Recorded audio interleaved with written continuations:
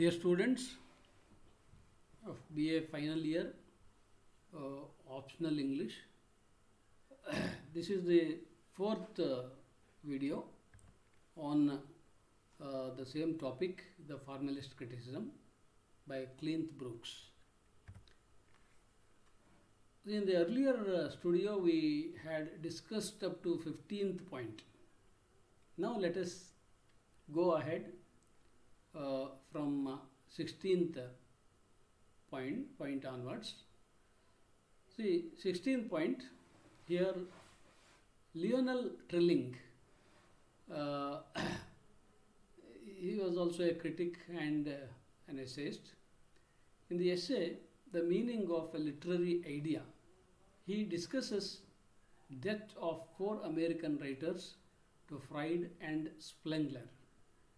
ಈ ಲಿಯೋನಲ್ ಟ್ರಿಲ್ಲಿಂಗ್ ಅವನೊಂದು ಎಸೆ ಬರೆದಿದ್ದಾನೆ, ಅದು the meaning of literary idea ಅಂತ. ಅದರೊಳಗೆ ಅವನು 4 ಅಮೇರಿಕನ್ ರೈಟರ್ಸ್ಗಳು ಸಿಗ್ಮಂಡ್ ಫ್ರೈಡ್ ಮತ್ತು ಸ್ಪ್ಲೆಂಗರ್ಗೆ ಋಣಿಯಾಗಿರುವ ಬಗ್ಗೆ ಹೇಳ್ತಾ ಹೋಗ್ತಾನೆ. ಅವ್ರು ಯಾರು ಅಂದರೆ they are O'Neill, Dos Passos, Woolf and Faulkner ಅಂತ 4 ಜನ. He chooses Faulkner, a contemporary, as Hemingway best illustrates power and importance of ideas in literature.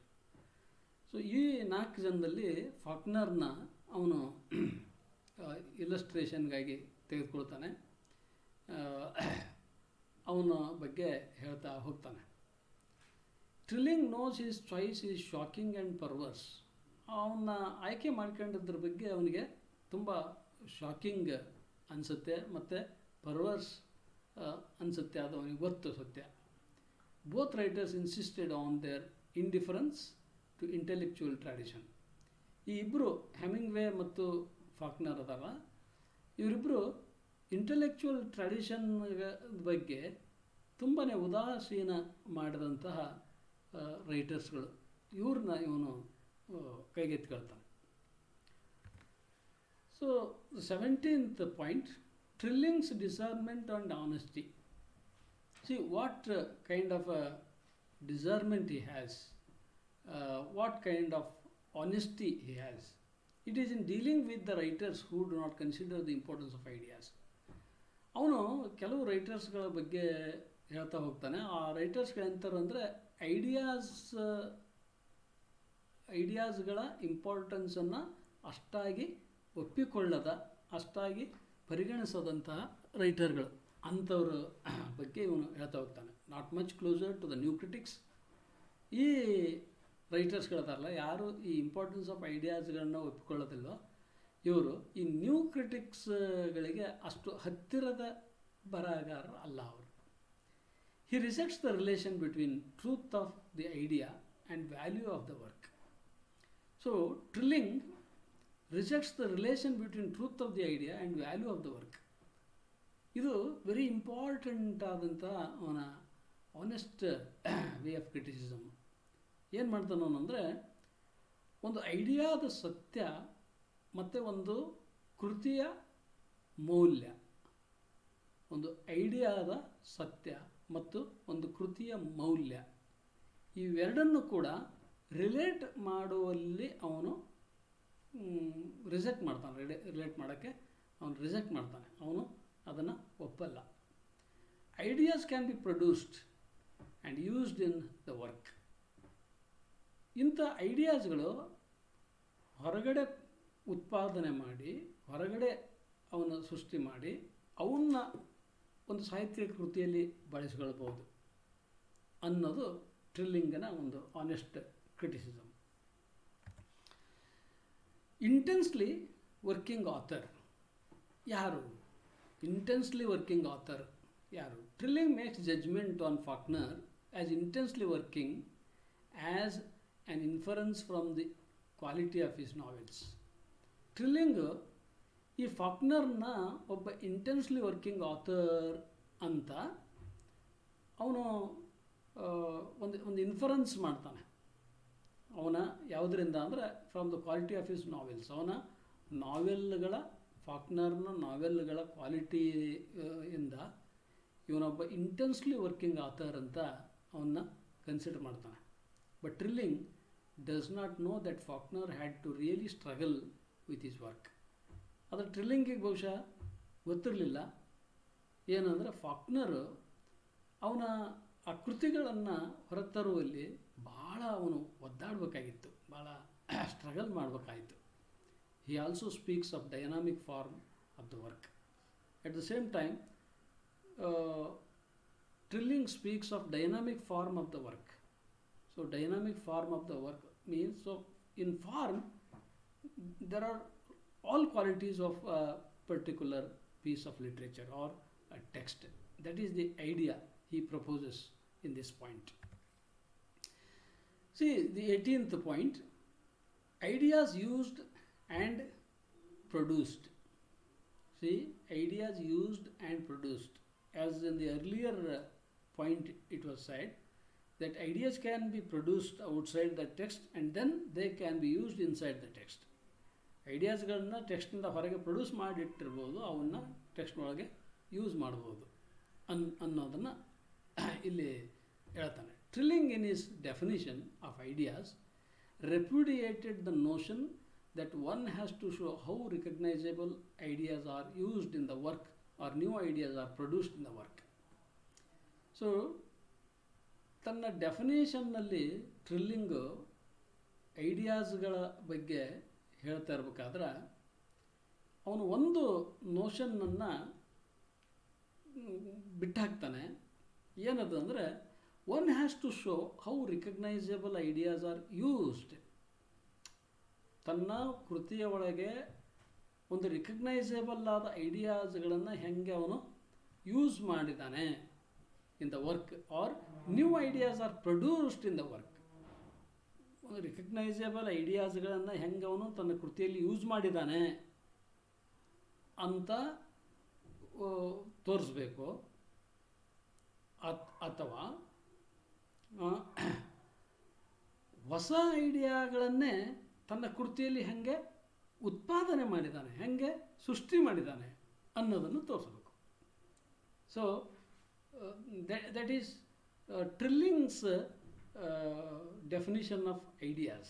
Means an author has that capacity to produce the ideas in his work, or he can use the ideas from outside in his work. So that has to be analyzed, or that has to be defined, or that has to be demonstrated, illustrated by the formalist critic. Then further Trilling says, ಮುಂದುವರೆದು Trilling ಹೇಳ್ತಾನೆ, all that we need to do is to bring out certain aesthetic effect.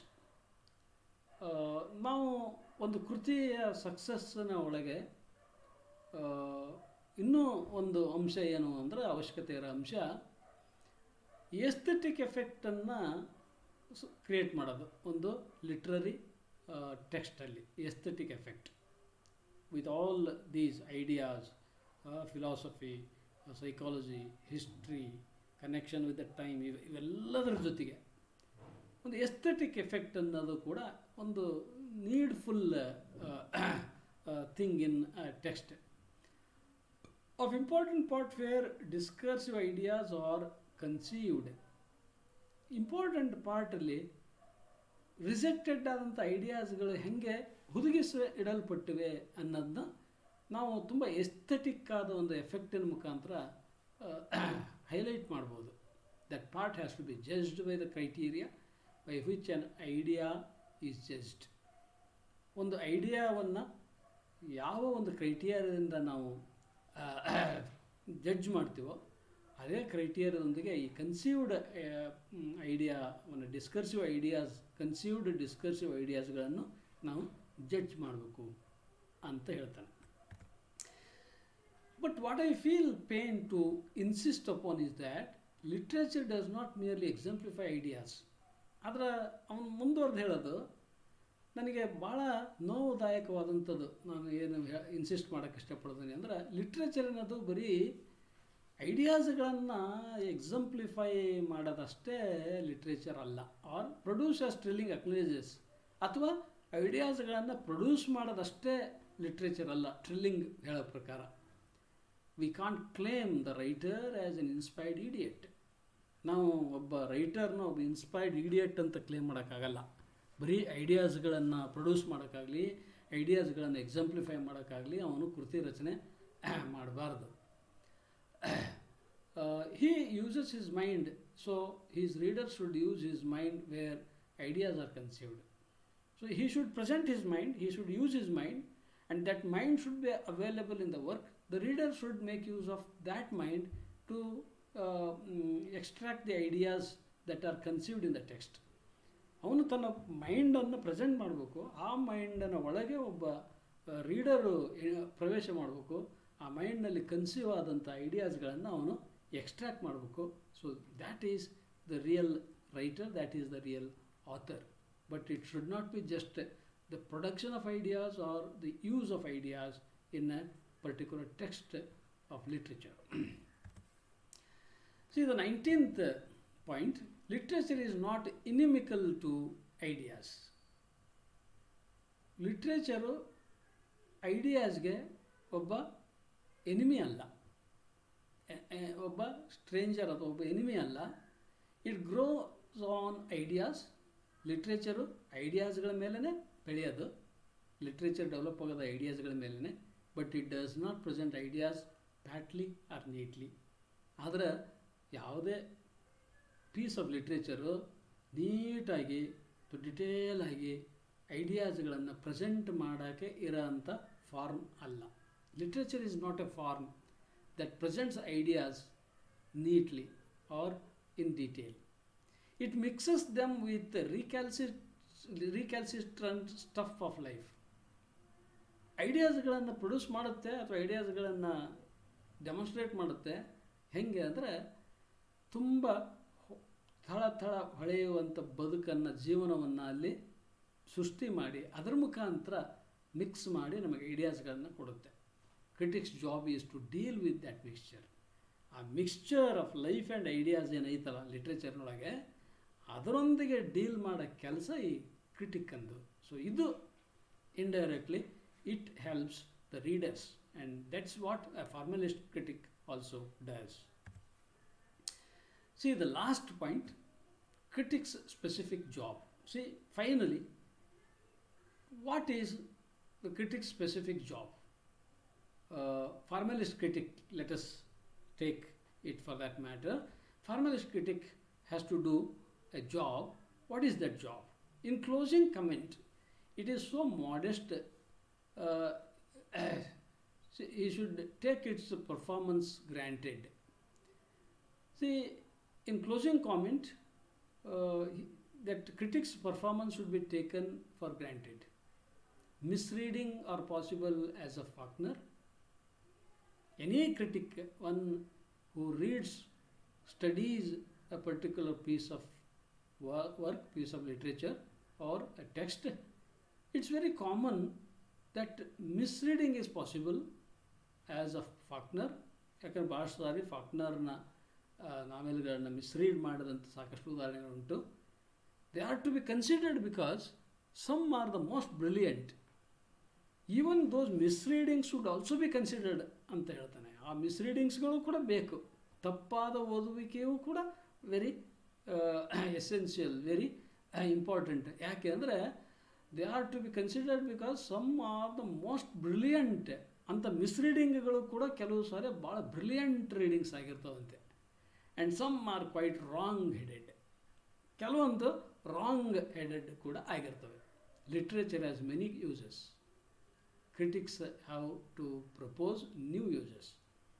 Literature ಭಾಳಷ್ಟು ಸದುಪಯೋಗಗಳನ್ನು ಹೊಂದೈತೆ. ಆದರೆ critic ಆ ಇರುವ ಎಲ್ಲ ಉಪಯೋಗಗಳ ಜೊತೆಗೆ ಹೊಸ ಒಂದು ಯೂಸನ್ನು ಪ್ರಪೋಸ್ ಮಾಡಬೇಕು. ಅದು ಒಬ್ಬ ಕ್ರಿಟಿಕ್ನ ಜಾಬ್. Exciting and spectacular. ಆ ನ್ಯೂ ಯೂಸ್ ಹೆಂಗಿರ್ಬೇಕಂದ್ರೆ that should be exciting and spectacular. It all rests on our knowing what a given work means. ಇದೆಲ್ಲದೂ ಕೂಡ ಯಾವುದ್ರ ಮೇಲೆ ನಿಂತಿರುತ್ತೆ ಅಂದರೆ, ಒಂದು ಗಿವನ್ ಟೆಕ್ಸ್ಟ್ ಏನೈತಿ, ನಾವು ಯಾವ ಟೆಕ್ಸ್ಟನ್ನ ಕೈಗೆ ಎತ್ಕೊಳ್ತೀವಿ ಅದನ್ನು ಹೆಚ್ಚು ಕಾನ್ಸಂಟ್ರೇಟ್ ಮಾಡಿ ಅಧ್ಯಯನ ಮಾಡಿದರೆ ಅದರಲ್ಲಿ ಇದೆಲ್ಲದೂ ಕೂಡ ಎಕ್ಸ್ಟ್ರಾಕ್ಟ್ ಆಗುತ್ತೆ. So This is the end of this essay, and this is the last video of this essay. So out of all these 4 videos, I have discussed the whole essay, the formalist criticism. Thank you.